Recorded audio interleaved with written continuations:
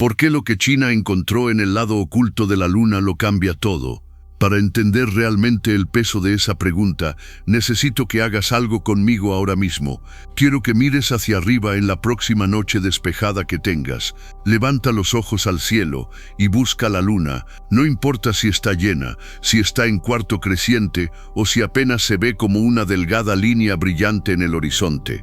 Mírala, fíjate en ella. En esas manchas oscuras que desde aquí abajo parecen el rostro de un hombre o un conejo, o lo que tu imaginación quiera ver.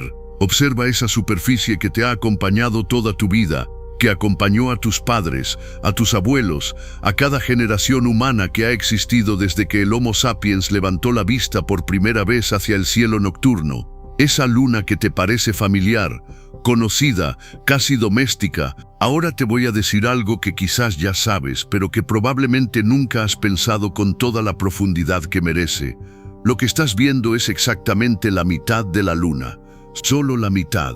El otro lado, el lado que nunca le da la cara a la Tierra, el lado que desde aquí jamás puedes ver sin importar dónde estés parado en este planeta, ese lado lleva miles de millones de años escondido de nosotros, escondido de toda la humanidad, escondido incluso de los telescopios más poderosos que hemos construido aquí en la Tierra.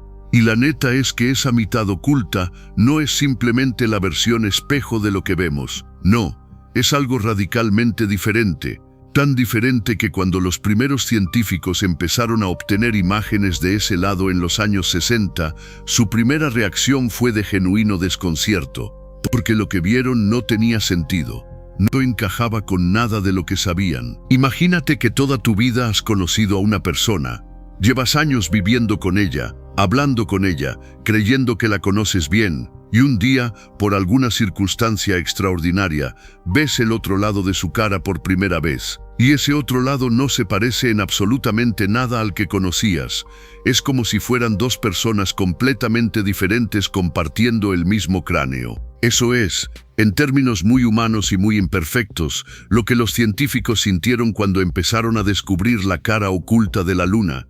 Y durante décadas, esa diferencia enorme entre los dos hemisferios lunares fue uno de los grandes misterios no resueltos de la ciencia planetaria. Un misterio que tenía nombre, lo llamaban la dicotomía lunar. Y durante más de 60 años, nadie tenía una respuesta satisfactoria, hasta que llegó China. Y cuando digo que llegó China, no lo digo como una forma de hablar, lo digo literalmente. El 3 de mayo de 2024, la Agencia Nacional de Administración del Espacio de China lanzó la misión Chang'e 6 desde el cosmódromo de Wenchang, en la isla de Hainan. Y el 1 de junio de 2024, esa misión logró lo que ningún país en la historia de la exploración espacial había logrado jamás: aterrizar con éxito en el lado oculto de la Luna, perforar el suelo lunar, recoger muestras de roca y regolito de ese territorio nunca antes tocado y enviarlas de regreso a la Tierra. El 25 de junio de 2024, una cápsula de retorno aterrizó en las estepas de Mongolia Interior, en China, con 1,935 gramos exactos de polvo y roca del lado oculto de la Luna, por primera vez en la historia del ser humano. Por primera vez en 4.500 millones de años de historia de ese cuerpo celestial, fragmentos del lado oscuro de la Luna en manos humanas. Y aquí es donde la cosa se pone densa de verdad, porque lo que los científicos encontraron en esas muestras, lo que publicaron en 4 artículos de portada de la revista Nature en julio de 2025, no solo resolvió la dicotomía lunar, no solo respondió preguntas que llevaban décadas sin respuesta. Lo que encontraron reescribió capítulos completos de nuestra comprensión sobre cómo se formó la Luna, cómo evolucionó, y por extensión, cómo se formó la Tierra y quizás cómo surgieron las condiciones para que apareciera la vida en nuestro planeta. La neta es que esas 1,935 gramos de polvo son quizás las 1,935 gramos más importantes que el ser humano ha tenido en sus manos desde las muestras del Apolo 11 En los próximos minutos vamos a ir paso a paso, sección por sección, desde el principio absoluto, Desde la pregunta más básica de por qué ese lado de la Luna es diferente, pasando por la hazaña técnica casi imposible que fue necesario resolver para llegar ahí, hasta los descubrimientos específicos y lo que significan para nosotros, para la ciencia y para el futuro de la exploración espacial. Vamos a hablar de volcanes de 4,2 millones de años, de un campo magnético que pulsó una última vez y luego se apagó para siempre, de agua que viene de los primeros momentos de existencia de la Tierra, de un cráter tan grande que si lo pusieras sobre el mapa de México casi lo cubriría entero, de una carrera espacial que está viva y que tiene implicaciones que van mucho más allá de la ciencia. Y te prometo algo, al final de este video, la próxima vez que mires la Luna en el cielo nocturno, la vas a ver con ojos completamente diferentes. Porque ya no vas a ver solo una roca brillante en el cielo, vas a ver el objeto que guarda las respuestas a algunas de las preguntas más profundas sobre de dónde venimos. Vamos. Sección 1. El misterio de los dos mundos. ¿Por qué la Luna tiene dos caras tan diferentes?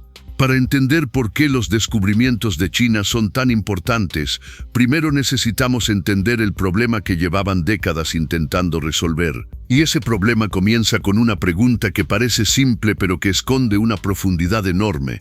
¿Por qué siempre vemos el mismo lado de la Luna? La respuesta tiene que ver con algo que se llama rotación síncrona, o a veces también se le llama bloqueo de mareas. Y aquí es donde quiero que me acompañes en una pequeña imagen mental, porque es la única manera de entenderlo de verdad. Imagínate que tienes una pelota de tenis en la mano. Tú eres la Tierra. La pelota de tenis es la Luna. Ahora empieza a hacer girar la pelota alrededor de tu cuerpo, como si estuvieras haciendo un movimiento circular lento con el brazo extendido. Eso es la Luna orbitando alrededor de la Tierra. Pero aquí viene la parte fascinante. Si mientras la pelota orbita alrededor de ti, también la haces girar sobre su propio eje exactamente a la misma velocidad con la que orbita, de tal manera que el mismo punto de la pelota siempre apunte hacia tu cara. Eso es exactamente lo que le pasa a la Luna con la Tierra. La Luna tarda exactamente el mismo tiempo en dar una vuelta sobre su propio eje que en dar una vuelta completa alrededor de la Tierra. Aproximadamente 27 días y 7 horas. No es coincidencia, es física. Es la fuerza gravitacional de la Tierra que durante miles de millones de años fue frenando la rotación de la Luna hasta que la sincronizó perfectamente con su órbita. La neta es que la Tierra y la Luna llevan tanto tiempo juntas que la Tierra literalmente domesticó la rotación de su satélite. El resultado de ese proceso, que se llama bloqueo de mareas, es que desde la Tierra siempre vemos exactamente el mismo hemisferio lunar. Siempre, sin excepción, desde que el ser humano existe como especie, desde que los primeros homínidos miraron al cielo nocturno hace millones de años, nunca han visto el otro lado de la Luna.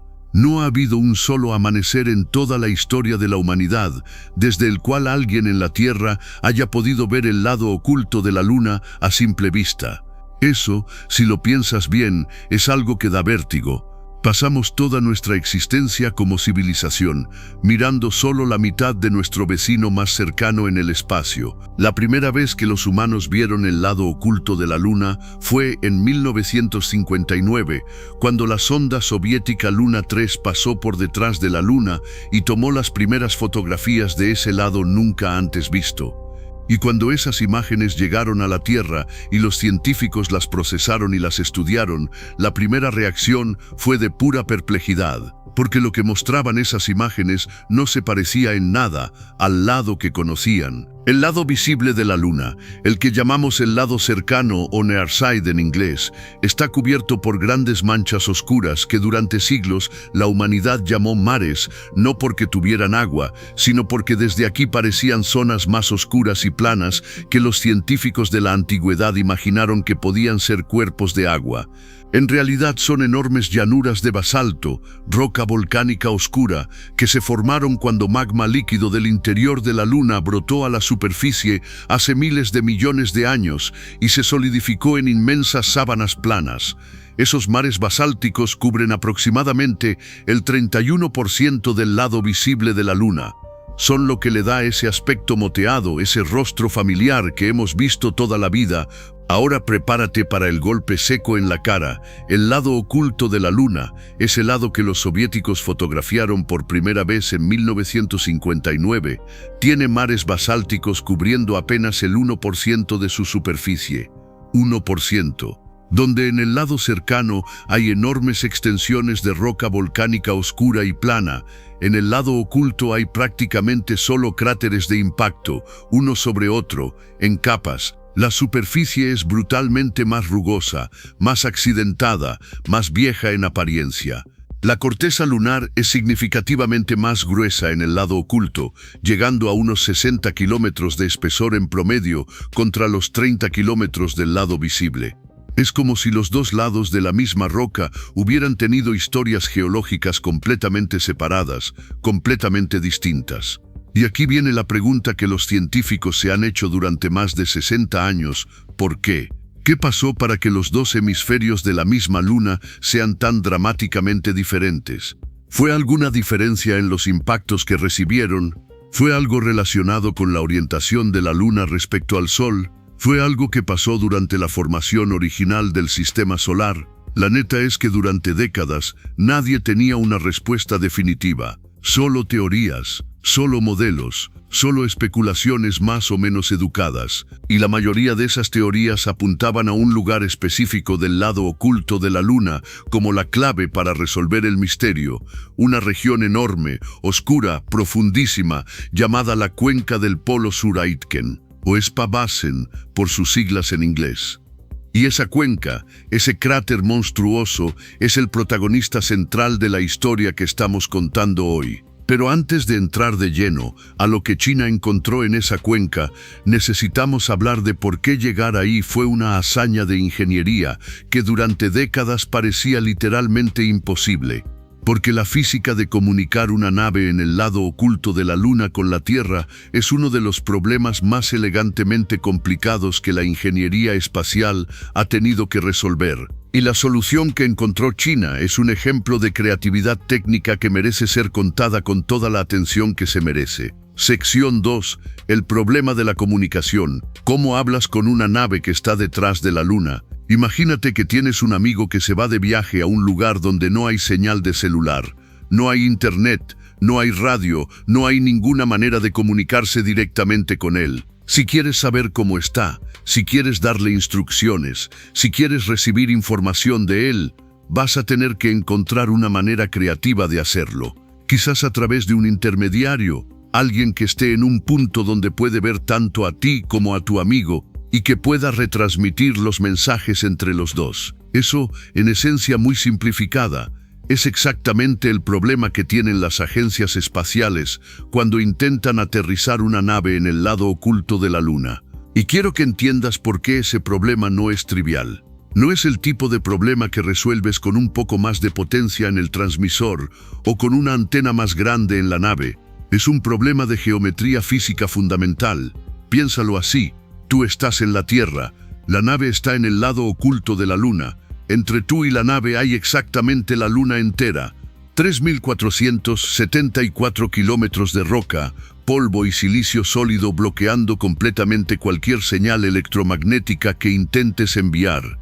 No importa si usas radio, si usas microondas, si usas láser, si usas cualquier otra forma de comunicación que conozcamos, todas viajan en línea recta y todas chocan con la Luna antes de llegar a la nave. Es como intentar hablar con alguien que está detrás de una pared de concreto de 3.474 kilómetros de grosor. No hay frecuencia que atraviese eso. La razón es física y no tiene vuelta de hoja. Las ondas de radio, que son la forma en que nos comunicamos con las naves espaciales, viajan en línea recta, no doblan esquinas, no rodean obstáculos. Si hay algo sólido y grande entre tu antena en la Tierra y la nave que estás intentando controlar, las señales simplemente no llegan. Y cuando una nave está en el lado oculto de la Luna entera, un cuerpo de 3.474 kilómetros de diámetro, está interpuesta entre esa nave y todas las antenas de comunicación de la Tierra. Es un bloqueo total, absoluto, sin excepción. No hay frecuencia de radio que pueda atravesarlo. No hay tecnología de comunicación que supere ese obstáculo físico directo. Eso significa que cualquier misión al lado oculto de la Luna que necesite comunicación en tiempo real con la Tierra, como lo necesita cualquier aterrizaje controlado, tiene que resolver primero ese problema. Y durante las primeras décadas de la era espacial, ese problema fue suficiente para mantener a todos los países fuera del lado oculto. Los soviéticos fotografiaron ese lado en 1959 con una sonda de sobrevuelo, lo cual no requería comunicación bidireccional constante. Los americanos también fotografiaron extensamente el lado oculto desde órbita lunar, con las misiones Lunar Orbiter en los años 60, pero nadie aterrizó. Nadie intentó bajar ahí, porque aterrizar requiere guiar la nave durante el descenso, y guiar la nave requiere comunicación, y comunicación es exactamente lo que el lado oculto de la Luna niega. La solución que eventualmente se desarrolló y que China implementó con maestría se llama satélite relé. La idea es elegante en su simplicidad conceptual, aunque brutalmente compleja en su ejecución. Si no puedes hablar directamente con la nave porque la Luna está en el medio, colocas un satélite en una órbita especial que le permita estar siempre visible, tanto desde la Tierra como desde el punto de aterrizaje en el lado oculto. Ese satélite actúa como intermediario, como puente, retransmitiendo las señales de la Tierra hacia la nave y de la nave hacia la Tierra. La nave en el lado oculto no habla directamente con la Tierra, habla con el satélite relé y el satélite relé habla con la Tierra. Fácil de decir, enormemente difícil de hacer, porque ese satélite tiene que estar en una órbita muy específica que le permita mantener visibilidad simultánea hacia la Tierra y hacia el punto de aterrizaje en la superficie lunar. Y eso requiere lo que se llama una órbita de halo alrededor del punto de Lagrange L2 del sistema Tierra-Luna. Para los que no están familiarizados con los puntos de Lagrange, déjenme explicarlo de manera que tenga sentido. Cuando tienes dos cuerpos masivos como la Tierra y la Luna, su gravedad combinada crea ciertos puntos en el espacio donde un objeto más pequeño puede mantener una posición estable relativa a ambos. El punto L2 del sistema Tierra-Luna está aproximadamente a 61.500 kilómetros detrás de la Luna, en el lado que da alejado de la Tierra. Un satélite en una órbita de halo alrededor de ese punto puede mantener comunicación con el lado oculto de la Luna mientras sigue siendo visible desde la Tierra. La primera vez que alguien implementó esto en la práctica fue China en 2018, cuando lanzó el satélite Kekao, que en chino mandarín significa puente de urracas, en referencia a una hermosa leyenda china sobre dos amantes separados que solo se pueden encontrar una vez al año cuando las urracas forman un puente con sus cuerpos en el cielo. El nombre elegido para el satélite de comunicación no fue accidental.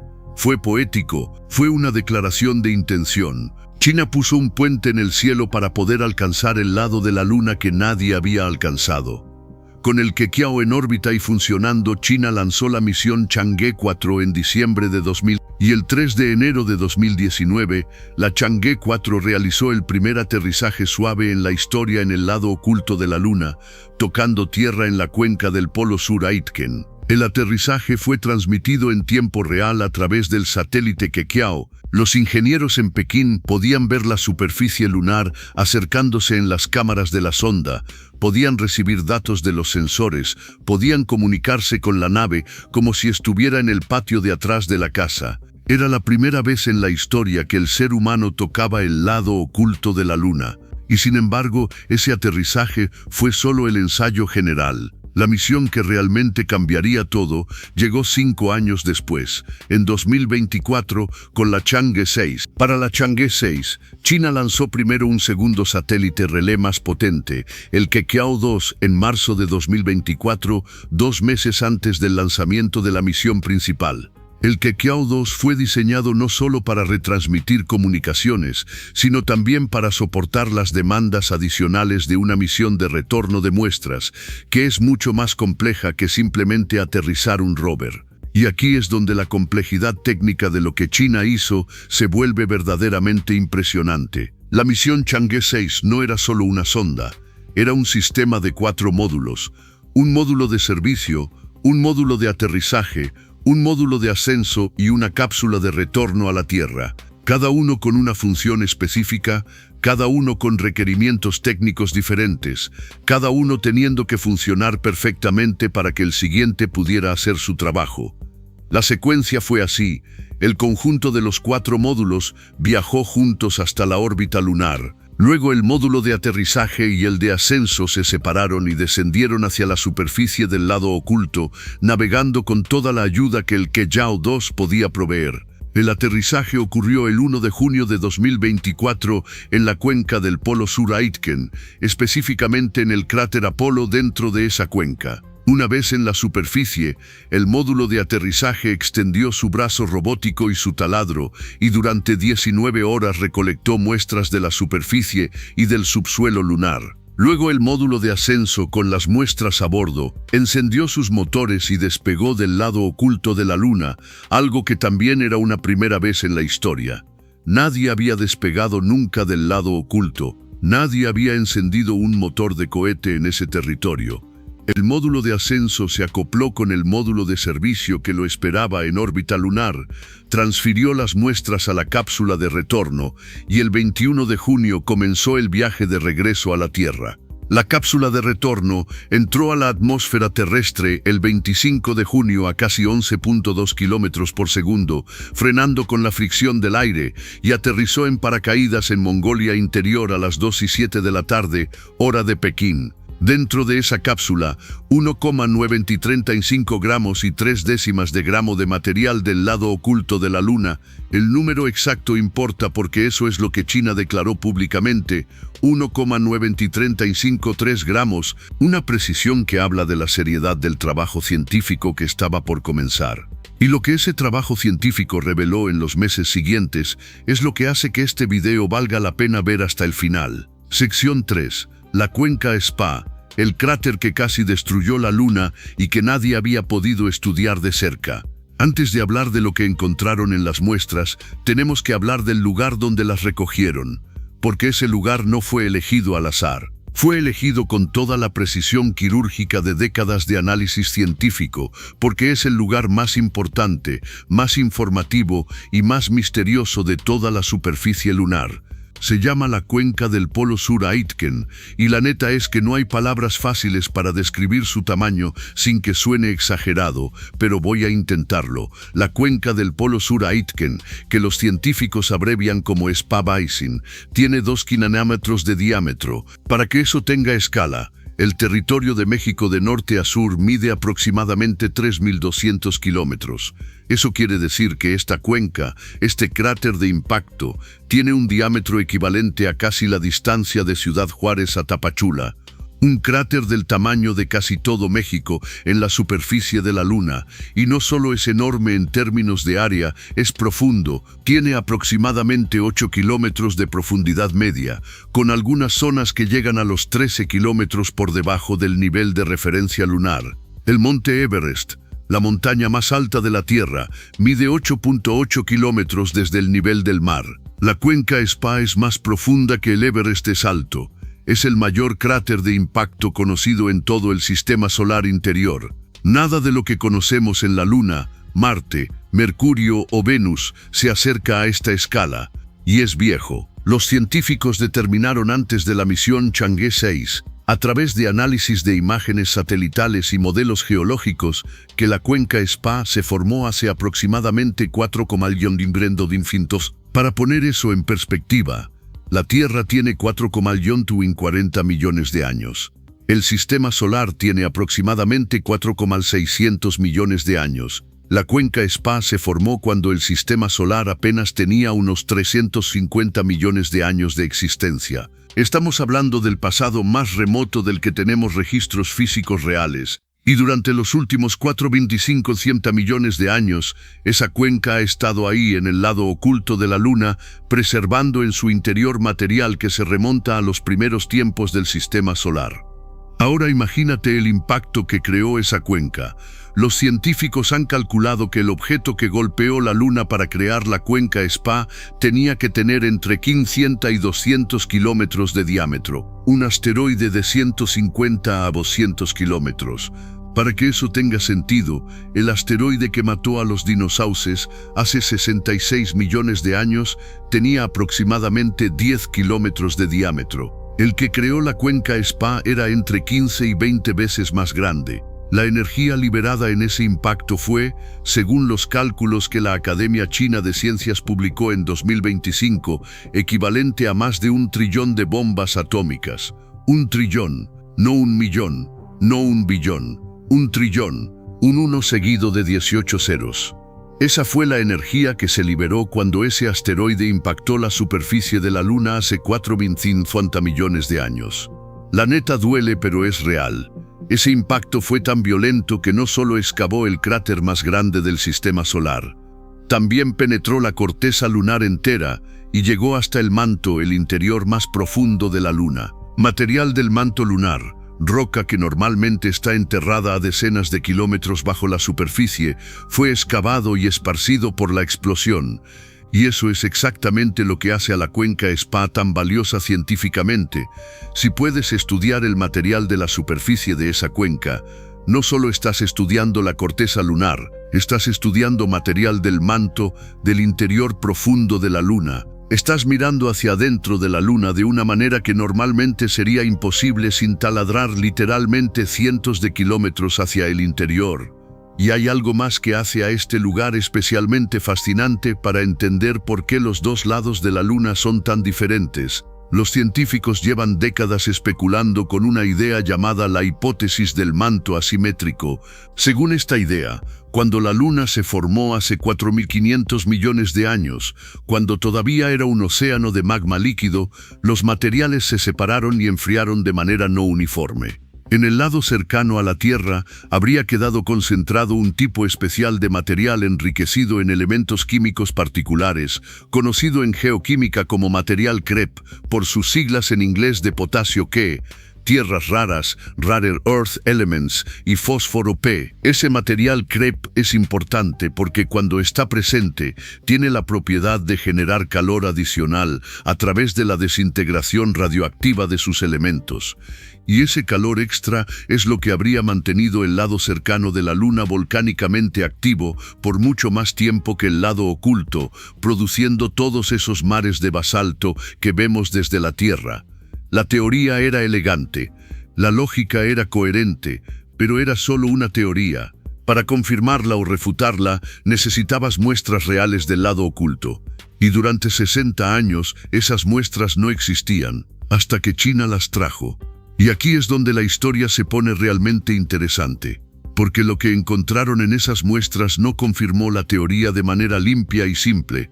Lo que encontraron fue mucho más complejo, mucho más rico en matices y en algunos aspectos completamente inesperado. Lo que encontraron está cambiando los modelos científicos no solo de la Luna, sino de cómo evolucionan los planetas rocosos en general.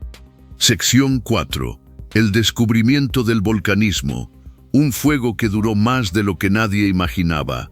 Aquí quiero que hagas una pausa mental conmigo, porque antes de entrar en los datos específicos de lo que encontraron en las muestras, quiero que dimensiones lo que significa tener en las manos un fragmento de roca del lado oculto de la Luna.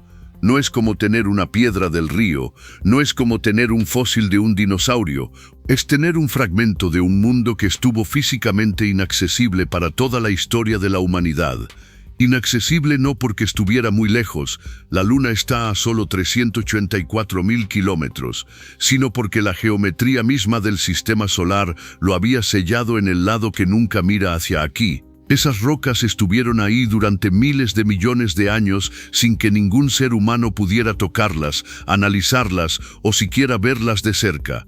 Hasta 2000. Eso, antes de hablar de cualquier resultado científico específico, ya es algo que merece un momento de pausa y de asombro genuino. cuando los científicos de la Academia China de Ciencias comenzaron a analizar las 1,935 gramos de material traído por la Chang'e 6, lo primero que hicieron fue algo que parece mundano, pero que es la base de toda la geología planetaria: dataron las rocas. Midieron la proporción de ciertos isótopos radioactivos en los fragmentos de basalto, elementos que se desintegran a ritmos conocidos y predecibles con el tiempo, como relojes microscópicos grabados dentro de cada grano de mineral. Esos relojes, si lo sabes leer, te dicen exactamente cuándo se solidificó esa roca, cuándo pasó de ser magma líquido a ser roca sólida. Y lo que esos relojes les dijeron a los científicos chinos fue algo que nadie esperaba. La mayoría de los fragmentos de basalto en la muestra tenían aproximadamente 2,200 millones de años. Eso ya de por sí era significativo y fascinante. Pero entre los 108 fragmentos de basalto que el equipo del Dr. Kubablo-L. Zhang analizó y que publicó en la revista Nature en noviembre de 2024, había un fragmento especial. Un solo fragmento, que no tenía 2,200 millones de años, tenía 4. Para comparar, los dinosaurios no aparecieron hasta hace apenas 230 millones de años. El fragmento volcánico que China trajo del lado oculto de la Luna se formó hace un tiempo tan remoto que los dinosaurios son eventos recientes en comparación. Pero más importante que la edad en sí misma es lo que ese fragmento implica.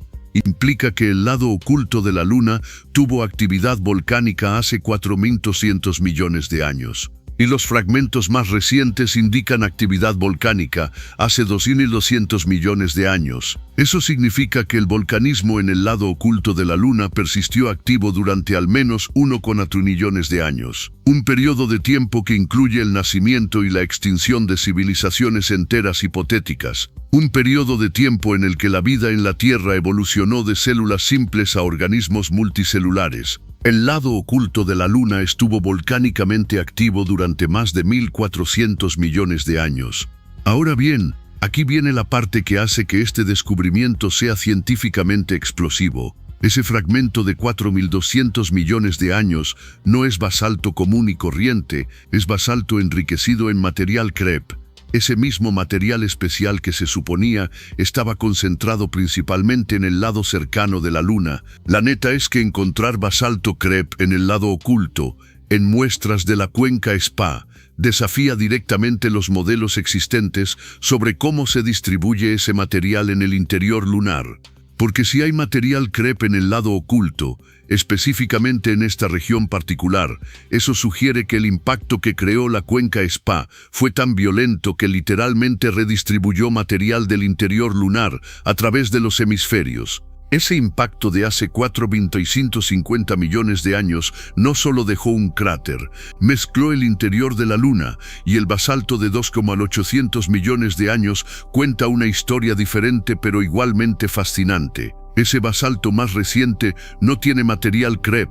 Es lo que los geoquímicos llaman un basalto ultradepletado, lo que significa que viene de una región del manto lunar extraordinariamente pobre en los elementos que definen el crep.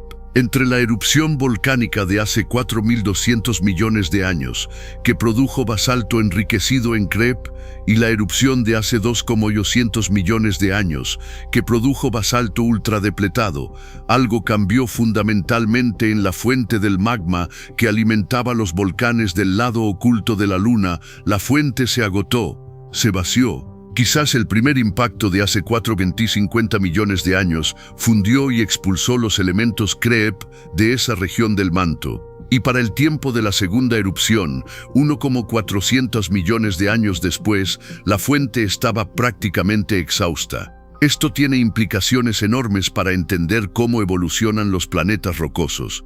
Porque la Luna no es solo la Luna es un laboratorio. Es un cuerpo rocoso, sin atmósfera, sin erosión eólica, sin actividad tectónica moderna, que preserva en su superficie un registro casi intacto de los primeros miles de millones de años del sistema solar. Las muestras de la cuenca Spa son como páginas de ese registro que nunca antes habíamos podido leer. Y lo que dicen esas páginas es que los impactos catastróficos en los primeros tiempos del sistema solar no solo dejaron hoyos en las superficies de los planetas, modificaron fundamentalmente su química interna, redistribuyeron los materiales que luego determinarían la evolución volcánica de esos mundos durante miles de millones de años. La neta es que cada vez que creíamos entender cómo funcionan los cuerpos rocosos del sistema solar, la naturaleza encontraba la manera de mostrarnos que la realidad es más compleja y más rica que nuestros mejores modelos. Y las muestras de la Chang'e 6 son una demostración perfecta de eso. Pero el volcanismo fue solo el primer gran descubrimiento.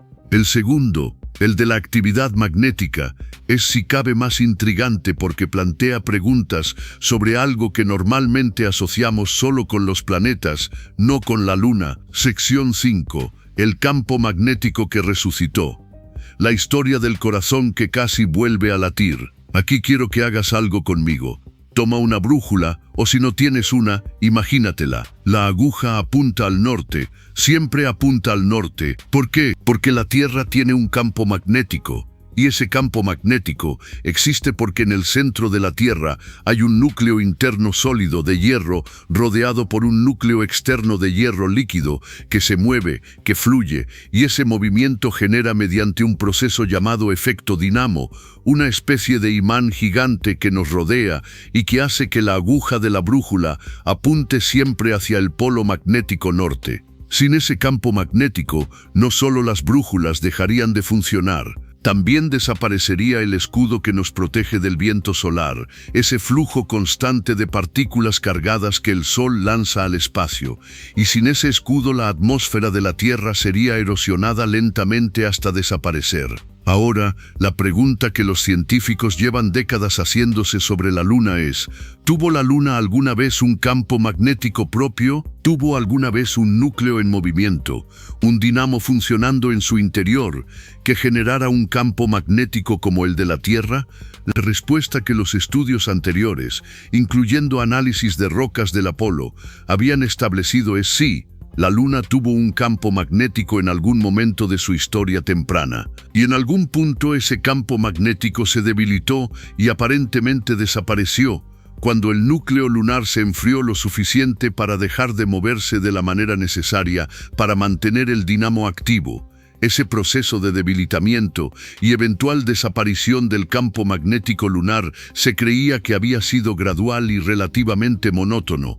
El campo fue perdiendo fuerza de manera más o menos continua hasta extinguirse, como una vela que se va apagando lentamente hasta que la llama desaparece. Eso era el modelo. Eso era lo que los científicos esperaban encontrar en los registros paleomagnéticos de las rocas lunares. Una tendencia hacia abajo, un declive sostenido y sin interrupciones. Y luego llegaron las muestras de la Chang'e 6. Los científicos del Instituto de Geología y Geofísica de la Academia China de Ciencias analizaron la intensidad paleomagnética de los fragmentos de basalto de la muestra. El paleomagnetismo es la huella que el campo magnético deja grabada en las rocas cuando se solidifican. En el momento en que el magma pasa de líquido a sólido, los minerales magnéticos dentro de él se alinean con el campo magnético existente y quedan fijados en esa posición para siempre, como una fotografía del campo magnético en ese momento exacto. Si tienes rocas de diferentes edades, puedes leer esas fotografías y reconstruir cómo era el campo magnético en cada época. Es como tener un álbum de fotos del pasado de la Luna, excepto que las fotos no son imágenes visuales, sino registros magnéticos grabados en cristales de mineral que llevan miles de millones de años congelados en el tiempo. Cuando los científicos chinos leyeron las fotografías paleomagnéticas en los basaltos de 2.800 millones de años traídos por la Chang'e 6, encontraron algo que no esperaban. En lugar de un campo magnético débil y moribundo, coherente con la narrativa del declive gradual, encontraron evidencia de un campo magnético significativamente más fuerte de lo que los modelos predecían para esa época. No era el campo magnético débil y declinante que debería haber habido si el dinamo lunar estaba en sus últimos estertores. Era un campo que parecía haber tenido una especie de reactivación, de rebote, de segunda vida. El campo magnético lunar, que supuestamente estaba muriendo, aparentemente tuvo un periodo de mayor actividad hace 200 millones de años antes de extinguirse definitivamente. La neta es que eso es fascinante y perturbador en igual medida, porque implica que el dinamo lunar no siguió un camino de declive simple y monótono. Tuvo episodios de fluctuación, tuvo momentos de mayor y menor actividad, y eso, a su vez, nos dice algo sobre la física del interior de la Luna que los modelos actuales no capturan bien. Quizás algún evento, quizás un impacto de gran tamaño o algún proceso interno que todavía no comprendemos bien, reactivó temporalmente el movimiento del material en el núcleo lunar y dio nueva vida al dinamo, aunque sea por un periodo de tiempo. O quizás el dinamo lunar funcionaba de una manera fundamentalmente diferente al de la Tierra, con episodios de actividad intermitente en lugar de un funcionamiento continuo. Las implicaciones de esto van más allá de la Luna, porque si el campo magnético de un cuerpo planetario puede fluctuar de esta manera, si puede tener periodos de mayor actividad intercalados en una tendencia general de debilitamiento, eso también podría aplicarse a otros planetas. Marte, por ejemplo, perdió su campo magnético hace miles de millones de años, y con él perdió gradualmente su atmósfera, transformándose del planeta potencialmente húmedo y cálido que quizás fue en el desierto congelado y de atmósfera delgada que es hoy. Tuvo Marte también periodos de reactivación de su campo magnético antes de perderlo definitivamente. Esos periodos de reactivación podrían haber extendido la habitabilidad de Marte por periodos más largos de lo que creemos. Las preguntas se multiplican, y cada respuesta que dan las muestras de la Chang'e 6 abre nuevas preguntas que van a ocupar a los científicos durante décadas. Pero hay un tercer descubrimiento de las muestras que, en términos de sus implicaciones para el futuro de la exploración espacial y para entender la distribución del agua en el sistema solar, podría ser el más impactante de todos. Es el descubrimiento del agua, o más bien de la ausencia de agua. Y aquí es donde la cosa se pone densa de una manera diferente. Masovín 6, el agua que no está, y lo que eso nos dice sobre el pasado de la Tierra, el agua. 2 átomos de hidrógeno, 1 de oxígeno, la molécula más común que asociamos con la vida. La molécula cuya presencia o ausencia define si un mundo puede o no albergar seres vivos tal como los conocemos. Y la pregunta sobre el agua en la Luna lleva décadas siendo una de las más discutidas, más investigadas y más importantes de toda la ciencia planetaria. Para entender por qué el descubrimiento del agua en las muestras de la Chang'e 6 es tan significativo, necesito que pienses en cómo llega el agua a los planetas en primer lugar. No es que los planetas se forman con agua ya incluida de manera conveniente, el agua tiene que llegar de algún lugar. En el caso de la Tierra, los científicos creen que parte del agua vino de cometas y asteroides ricos en hielo que impactaron la Tierra primitiva durante el periodo llamado el Gran Bombardeo Tardío, hace aproximadamente entre 4.100 y 3.800 millones de años. Esas bolas de hielo y roca que llegaron del espacio exterior fueron en parte los mensajeros del agua que ahora cubre el 71% de la superficie de nuestro planeta. Pero otra parte del agua de la Tierra podría ser original, podría haber estado presente en el material del que se formó la Tierra desde el principio. Y aquí es donde la Luna se convierte en un detective del pasado terrestre. El agua. 2 átomos de hidrógeno, 1 de oxígeno, la molécula más común que asociamos con la vida, la molécula cuya presencia o ausencia define si un mundo puede o no albergar seres vivos tal como los conocemos. Y la pregunta sobre el agua en la Luna lleva décadas siendo una de las más discutidas, más investigadas y más importantes de toda la ciencia planetaria.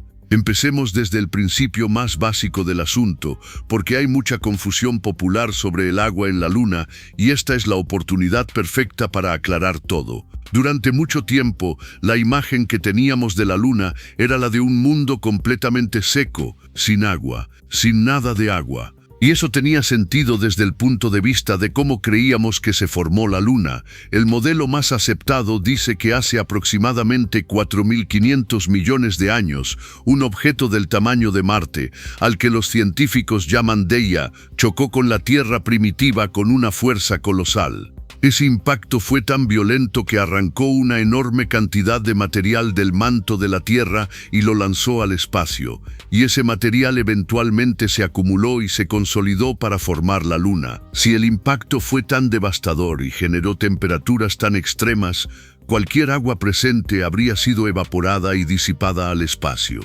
La Luna nacería como un mundo completamente seco. Sin embargo, los estudios de décadas recientes han complicado ese cuadro. Las misiones lunares modernas, incluyendo las del satélite lunar El Cross de la NASA en 2009, detectaron evidencia de agua helada en los cráteres permanentemente sombríos de los polos lunares, zonas donde el sol nunca llega y donde las temperaturas se mantienen extremadamente bajas. Y los análisis de las muestras del Apolo y de la misión china Chang'e 5 del lado cercano detectaron cantidades pequeñas pero medibles de agua en minerales de la corteza lunar. La Luna, resultaba, no era tan seca como se pensaba. Y aquí llegamos al descubrimiento de las muestras de la Chang'e 6, que quizás tiene las implicaciones más profundas para entender la historia temprana del sistema solar. Los científicos midieron el contenido de agua en los basaltos del lado oculto traídos por la misión, y lo que encontraron fue que el manto del lado oculto de la Luna contiene significativamente menos agua que el manto del lado cercano, no un poco menos, significativamente menos. Los dos hemisferios de la misma Luna tienen mantos con contenidos de agua dramáticamente diferentes. El lado cercano está relativamente más húmedo, el lado oculto es mucho más seco. La Luna tiene una dicotomía de agua interna. No solo sus superficies son diferentes, sus interiores son diferentes. La neta es que este descubrimiento tiene múltiples implicaciones que los científicos están todavía digiriendo. La primera es para entender cómo se formó la Luna. Si el manto del lado cercano tiene más agua que el manto del lado oculto, eso sugiere que el agua no estaba distribuida uniformemente cuando la Luna se formó, o que algo la redistribuyó de manera asimétrica en algún punto de su historia, y ese algo podría haber sido el impacto que creó la cuenca Spa hace 4,250 millones de años. Ese impacto colosal, que penetró la corteza y llegó al manto, podría haber expulsado el agua del manto de esa región hacia el espacio, o haberla concentrado de otras maneras. El impacto no solo cambió la química volcánica del lado oculto, pudo haber secado literalmente esa mitad de la Luna. Pero la segunda implicación es quizás más intrigante aún. El agua que está en el manto lunar tiene que haber venido de algún lugar. La Luna se formó en un evento de impacto brutal que debería haber eliminado la mayoría del agua. Y sin embargo hay agua en el manto lunar, aunque sea en pequeñas cantidades. ¿De dónde vino? Una posibilidad que los científicos discuten seriamente es que vino de la Tierra, que cuando la prototierra fue golpeada por Theia hace 4.500 millones de años, el material que formó la Luna llevaba consigo agua de la Tierra. Lo que significa que el agua en el manto lunar es en cierta medida agua terrestre, agua que viajó a la Luna en el momento de su formación y que lleva ahí guardada desde entonces. Y si eso es así, si el agua lunar viene de la Tierra primitiva, entonces estudiar la distribución de agua en el manto lunar es en realidad estudiar cómo era la Tierra hace 4.500 millones de años. Es mirar un espejo de nuestro planeta en sus primeros instantes de existencia. La Luna, el cuerpo celestial más familiar y más cercano, resulta ser un archivo de la historia de la Tierra en sus tiempos más remotos. Un archivo que ahora, gracias a la misión Chang'e 6, por primera vez tenemos acceso a leer en el lado que hasta hoy estaba sellado. Y hay todavía una tercera dimensión de este descubrimiento del agua que tiene implicaciones muy prácticas y muy concretas para el futuro de la exploración espacial humana. Porque la presencia de agua, aunque sea en cantidades pequeñas, en el manto lunar no es solo un dato científico abstracto, es potencialmente un recurso. La exploración del polo sur lunar, donde el agua helada existe en mayor concentración en los cráteres permanentemente sombríos, está directamente relacionada con la posibilidad de establecer bases humanas permanentes en la Luna. Si puedes extraer agua del suelo lunar, no tienes que transportarla desde la Tierra, lo que cuesta enormes cantidades de combustible y dinero. Puedes beberla, puedes usarla para la higiene. Y lo más estratégicamente importante, puedes separarla electrolíticamente en hidrógeno y oxígeno y usar esos dos elementos como propelente de cohetes. Una base lunar que puede producir su propio combustible a partir del agua local. Es una base que puede enviar misiones al resto del sistema solar a una fracción del costo de hacerlo desde la Tierra. El agua lunar es la gasolina del futuro de la exploración espacial. Y esto nos lleva al último y más amplio de los descubrimientos de las muestras chinas. El más amplio porque no habla solo de la Luna ni solo de la Tierra. Habla de todos los mundos rocosos. Habla de cómo la violencia catastrófica de los primeros tiempos del sistema solar moldeó todo lo que existe hoy. Sección 7. Lo que todo esto nos dice sobre nosotros, el origen, la carrera espacial y el futuro. Cuando juntas todos los descubrimientos que acabamos de recorrer, cuando pones sobre la misma mesa el volcanismo de 4.000 millones de años, el campo magnético que fluctuó, el manto ultradepletado y la asimetría de agua entre los dos hemisferios, empieza a aparecer una imagen coherente, aunque todavía incompleta, de lo que le pasó a la Luna en sus primeros tiempos de existencia. Y esa imagen nos habla no solo de la Luna, sino de todo el sistema solar. La historia que cuentan las rocas es más o menos esta. Hace aproximadamente 4.500 millones de años, un cuerpo del tamaño de Marte impactó la Tierra primitiva y el material lanzado al espacio formó la Luna. La Luna nació como un océano de magma líquido enormemente caliente que fue enfriándose gradualmente. Mientras se enfriaba, los diferentes materiales se fueron separando según su densidad y composición, y esa separación fue el origen de la distribución asimétrica de materiales entre el lado cercano y el lado oculto. El material crep, más rico en elementos radioactivos y más generador de calor interno, se concentró principalmente en el lado cercano. Eso explica por qué el lado cercano tuvo más actividad volcánica por más tiempo, tenía más calor interno. Eso explica los mares de basalto que ven desde la Tierra, pero eso es solo la mitad de la historia, porque hace 4.250 millones de años, cuando la Luna ya se estaba enfriando pero todavía era un mundo joven, un asteroide de entre 150 y 200 kilómetros de diámetro chocó con el lado oculto y excavó la cuenca Spa. La energía de ese impacto fue tan colosal que perturbó el interior de la Luna de maneras que todavía estamos entendiendo. Pudo haber redistribuido materiales entre hemisferios. Pudo haber contribuido a secar el manto del lado oculto. Pudo haber alterado la dinámica del dinamo magnético lunar. En los siguientes millones de años, a pesar del trauma de ese impacto, el lado oculto tuvo volcanes activos que erupcionaron material CREEP hace 4.200 millones de años. Luego, 400 millones de años después, hubo una segunda época de volcanismo que produjo basaltos muy diferentes, de una fuente de manto empobrecida y seca.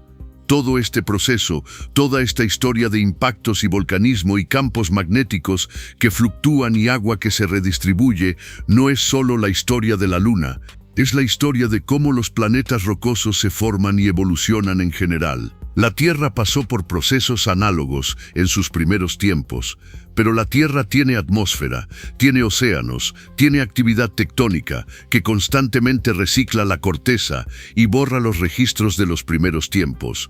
Encontrar un fragmento de corteza terrestre de hace más de 4.000 millones de años es extraordinariamente raro y difícil.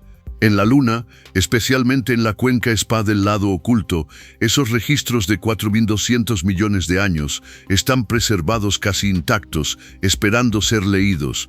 La neta es que la Luna es un testigo silencioso de la infancia del sistema solar.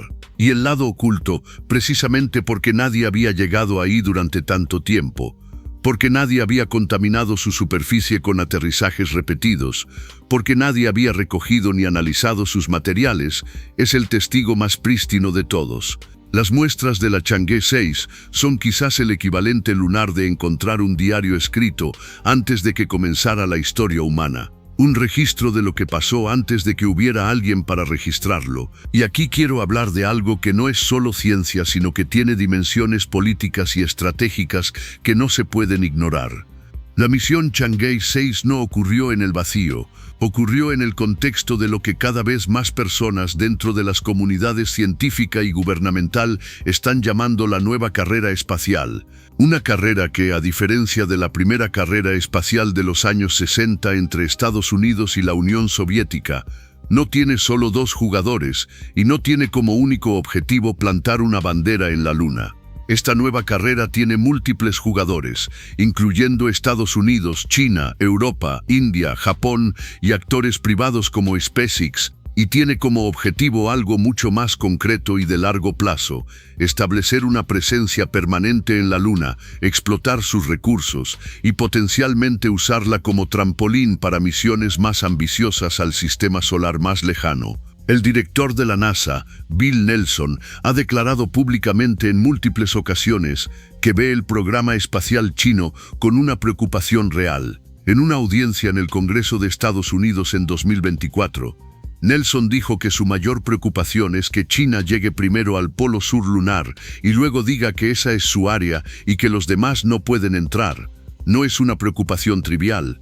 El polo sur de la Luna es codiciado porque es donde se concentra el agua helada en los cráteres permanentemente sombríos, y esa agua es extraordinariamente valiosa. Puede ser usada como agua potable para astronautas, pero también puede ser separada en hidrógeno y oxígeno y usada como propelente de cohetes. Tener acceso al agua lunar significa tener acceso a un recurso que podría hacer autosustentables las bases lunares y abaratar dramáticamente el costo de misiones al resto del sistema solar. China tiene ya planificadas sus misiones Chang'e 7 para 2026, que explorará el polo sur lunar en busca de agua helada, y Chang'e 8 para 2028, que probará tecnologías para usar recursos lunares in situ. Y tiene el objetivo declarado de enviar seres humanos a la Luna antes de 2030, lo que la convertiría en el segundo país, después de Estados Unidos, en lograr ese hito. Estados Unidos, por su lado, intenta recuperar territorio con el programa Artemis, que pretende llevar de vuelta astronautas americanos a la Luna, incluyendo la primera mujer y la primera persona de color en pisar la superficie lunar. La carrera está viva. El lado oculto de la Luna y el Polo Sur son el epicentro de esa carrera. Y en ese contexto, lo que China hizo con la misión Chang'e 6 no fue solo ciencia, fue una demostración de capacidad. Fue mostrarle al mundo que China puede hacer lo que ningún otro país ha podido: aterrizar en el lado más difícil de la Luna, recoger muestras y traerlas de regreso. Eso no es un logro menor. Eso es una demostración de ingeniería de primer nivel mundial que posiciona a China como un actor de pleno derecho en la exploración del sistema solar. Y los descubrimientos científicos que vienen de esas muestras no son solo de China, son de la humanidad entera, porque la ciencia no tiene fronteras cuando se trata de entender de dónde venimos. Los 4 artículos publicados en Nature en 2025 son ciencia humana, aunque la bandera del cohete sea roja. Quiero hablar también de algo que muy pocos medios de comunicación están cubriendo con la seriedad que merece: las implicaciones de los descubrimientos de la Chang'e 6 para la astrobiología, el estudio de las condiciones necesarias para la vida. No de la vida en la Luna específicamente, porque la Luna no tiene y no tuvo vida en ningún momento conocido de su historia, sino de lo que estos descubrimientos nos dicen sobre las condiciones necesarias para que la vida pueda surgir en un planeta. Uno de los elementos clave que hacen a la Tierra habitable es su campo magnético. Ese campo magnético protege la atmósfera del bombardeo constante del viento solar. Sin campo magnético, el viento solar erosionaría gradualmente la atmósfera terrestre, la despojaría de sus gases más ligeros, y con el tiempo la Tierra se convertiría en un mundo seco y con una atmósfera muy delgada, similar a lo que le pasó a Marte. El campo magnético de la Tierra es posible gracias a que la Tierra tiene un núcleo de hierro parcialmente líquido que sigue en movimiento convectivo después de 4.500 millones de años. Y lo que le pasó a la Luna con su campo magnético, ese proceso de debilitamiento gradual con fluctuaciones que las muestras de la Chang'e 6 revelaron, nos muestra el destino de mundos que no pudieron mantener ese dinamo activo. La Luna perdió su campo magnético. Sin campo magnético perdió cualquier capacidad de retener una atmósfera significativa, si es que alguna vez tuvo una, y sin atmósfera no hay protección contra la radiación, no hay agua líquida estable, no hay condiciones para la vida. Estudiar el historial magnético de la Luna no es solo curiosidad académica sobre la Luna, es entender mejor por qué la Tierra es habitable y qué condiciones tienen que cumplirse para que un planeta rocoso pueda serlo. Y cada dato que obtenemos de la Luna, especialmente del lado oculto que guarda los registros más antiguos y menos perturbados, contribuye a ese entendimiento. La Luna es, en cierta manera, el espejo en el que vemos reflejado lo que la Tierra habría podido ser si las circunstancias hubieran sido diferentes.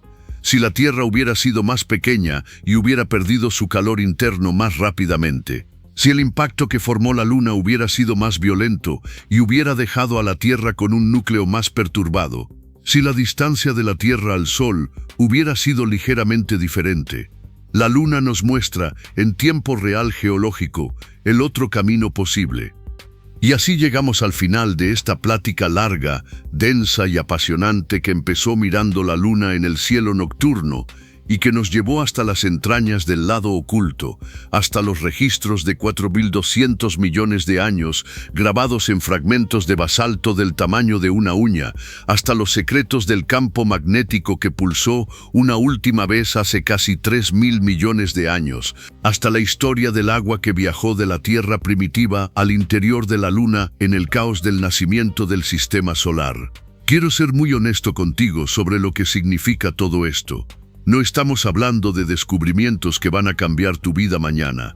No estamos hablando de noticias que van a aparecer en los titulares de los periódicos de deportes ni de entretenimiento. Estamos hablando de algo mucho más profundo y mucho más duradero. Estamos hablando de que la humanidad, a través del trabajo de cientos de ingenieros y científicos chinos y de sus colegas en todo el mundo que están ahora analizando esas muestras, ha dado un paso real hacia entender de dónde venimos. Y esa pregunta, ¿de dónde venimos?, es quizás la pregunta más fundamental que existe. La Luna lleva ahí colgada en el cielo toda la historia de la humanidad. Ha visto nacer y morir civilizaciones, ha guiado a los marineros por los océanos, ha inspirado poemas en todos los idiomas que han existido, ha sido venerada como diosa, estudiada como objeto de investigación, pisada por 12 seres humanos, y sin embargo, hasta el año 2024, el 50% de su superficie nunca había sido tocado.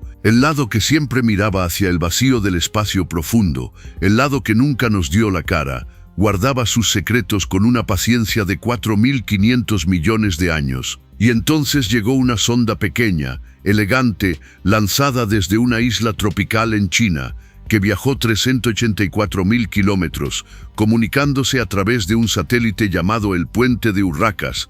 Tocó tierra en el cráter más grande del sistema solar, perforó su suelo, recogió fragmentos del tiempo más remoto que tenemos acceso físico en toda la historia de la exploración espacial, y los trajo de regreso a casa. La neta es que eso merece ser reconocido como lo que es, un logro extraordinario de la especie humana, no de China solamente, de la especie humana. Lo que va a pasar en los próximos años es fascinante. Las muestras de la Chang'e 6 van a seguir siendo analizadas por científicos de todo el mundo. China ha declarado su disposición a compartir las muestras con investigadores internacionales, aunque las tensiones políticas entre China y Estados Unidos complican ese proceso. Las misiones Chang'e 7 y Chang'e 8 van a continuar construyendo el conocimiento sobre los recursos del polo sur lunar. El programa Artemis de la NASA va a intentar llevar humanos de regreso a la Luna. La India tiene su propio programa lunar activo, Japón también. La nueva carrera espacial está en pleno desarrollo y algún día, quizás dentro de décadas, quizás dentro de más tiempo, alguien va a pararse en el lado oculto de la Luna y va a mirar hacia arriba y no va a ver la Tierra. Va a ver el cielo más oscuro y más lleno de estrellas que ningún ser humano ha visto jamás. porque sin la Tierra en el cielo lunar, la oscuridad interestelar es absoluta. Va a estar parado sobre el suelo de la cuenca Spa, sobre el mismo terreno que las ruedas de la Chang'e 4 trazaron en 2019, sobre el mismo suelo del que la Chang'e 6 recogió esas 1,935 gramos de historia, y va a saber que está en el lugar más aislado que un ser humano ha pisado jamás. La neta duele, pero es real. No sabemos si ese día llegará en nuestra generación, pero las misiones de hoy, los descubrimientos de hoy, están pavimentando el camino hacia ese momento. Quiero cerrar con algo que me parece importante decir en voz alta, porque creo que a veces se pierde en la discusión sobre presupuestos y carreras espaciales y competencia entre países. Lo que estamos viviendo ahora mismo, en este momento de la historia, es algo extraordinario. Somos la primera generación en la historia de la humanidad que tiene acceso a muestras físicas del lado oculto de la Luna. Somos la primera generación que puede leer los registros magnéticos de un campo que se apagó hace miles de millones de años. Somos la primera generación que puede medir el agua en el manto de la Luna y usar esa medición para hacer inferencias sobre cómo era la Tierra cuando la vida todavía no existía.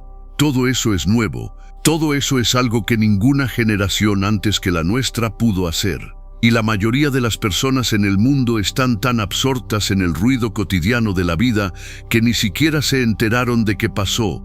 La misión Chang'e 6 no estuvo en los titulares principales de la mayoría de los medios de comunicación durante más de un día o dos.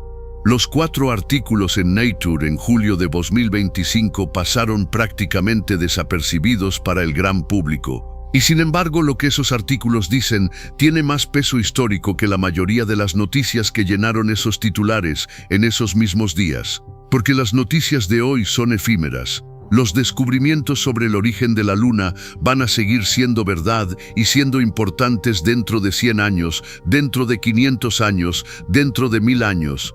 Son del tipo de conocimiento que permanece, del tipo que se acumula, del tipo que en algún momento, cuando alguien finalmente llegue a pararse en el lado oculto de la Luna y mire esas rocas de basalto con 400 millones de años con sus propios ojos, va a dar contexto y significado a lo que ve.